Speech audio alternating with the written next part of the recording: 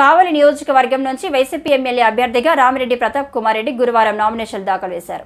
ఉదయం 8 గంటలకు తన నివాసం నుంచి శ్రీ కలుగొల్లమ్మ శాంభవి గుడిలో అమ్మవారికి ప్రత్యేక పూజలు నిర్వహించి అనంతరం వైసీపీ నాయకులతో, కార్యకర్తలతో, అభిమానులతో ర్యాలీగా బయలుదేరి అమ్మవారికి ప్రత్యేక పూజలు నిర్వహించి అనంతరం వైసీపీ నాయకులతో, కార్యకర్తలతో, అభిమానులతో ర్యాలీగా బయలుదేరి ఆర్డీఓ కార్యాలయంలో ఉదయం 11:02 వైసీపీ ఎమ్మెల్యే అభ్యర్థిగా రామిరెడ్డి ప్రతాప్ కుమార్ రెడ్డి మరియు ఆయన సతీమణి శ్రీమతి ఆదిలక్ష్మి నామినేషన్ దాఖలు చేశారు. ఈ సందర్భంగా నామినేషన్ దాఖలు చేసిన తర్వాత ఆర్డీఓ కార్యాలయం ముందర విలేకరుల సమావేశంలో ఎమ్మెల్యే రామిరెడ్డి ప్రతాప్ కుమార్ రెడ్డి మాట్లాడుతూ నామినేషన్ దాఖలు చేయడం జరిగిందని, ఎమ్మెల్యేగా ఇప్పటికి 2 సార్లు ప్రజలు ఎమ్మెల్యేగా గెలిపించి ఆదరించారని, అదేవిధంగా 3సారి కూడా తనను 30,000 మెజార్టీతో ప్రజలు గెలిపిస్తారని ఆశాభావం వ్యక్తం చేశారు. అదేవిధంగా నెల్లూరు పార్లమెంట్ వైసీపీ అభ్యర్థిగా పోటీ చేస్తున్న వేణుంబాక విజయసాయిరెడ్డిని గెలిపించాలని కోరారు. ఎమ్మెల్యే రామిరెడ్డి వెంట రాజ్యసభ సభ్యులు బీద మస్తాన్రావు, మాజీ శాసనసభ్యులు కాటంరెడ్డి విష్ణువర్ధన్ రెడ్డి, మాజీ ఏఎంసీ చైర్మన్ మన్నెమాల సుకుమార్ రెడ్డి పాల్గొన్నారు.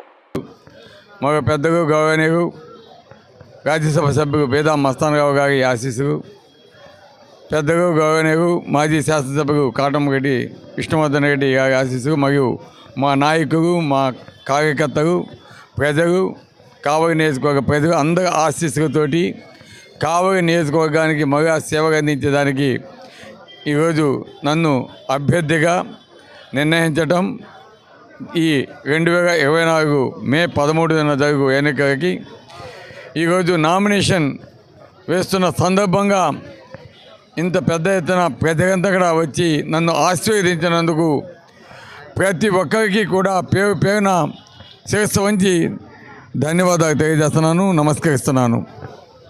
తప్పకుండా మీ అందరి ఆశీస్సులతోటి కావలి నియోజకవర్గంలో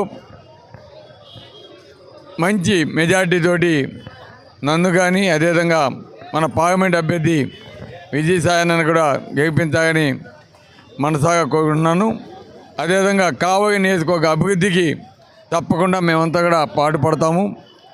గతంలో ఏవైతే ప్రాజెక్ట్స్ కంప్లీట్ చేస్తున్నామో అవే కాకుండా జరగబోయే ముందు రోజుగా కూడా ఏవైతే ప్రాజెక్ట్స్ అన్కంప్లీట్గా ఉన్నాయో వాటన్నిటి కూడా కంప్లీట్ చేసి మీకు అందించేదానికి మగా అవకాశం ఇవ్వాలని మేమందరం కూడా అటు విజయసాయి రెడ్డి గారు, అదేవిధంగా పెద్దలు బీదా మస్తానరావు గారు, విష్ణువర్ధన్ రెడ్డి గారు, నేను అందరం కలిసికట్టుగా పనిచేసి కావలి నియోజకవర్గాన్ని అభివృద్ధి చేయడమే కాకుండా కావలిని కనకపట్నం చేసేదానికి ఎప్పుడు కూడా ముందుంటాం.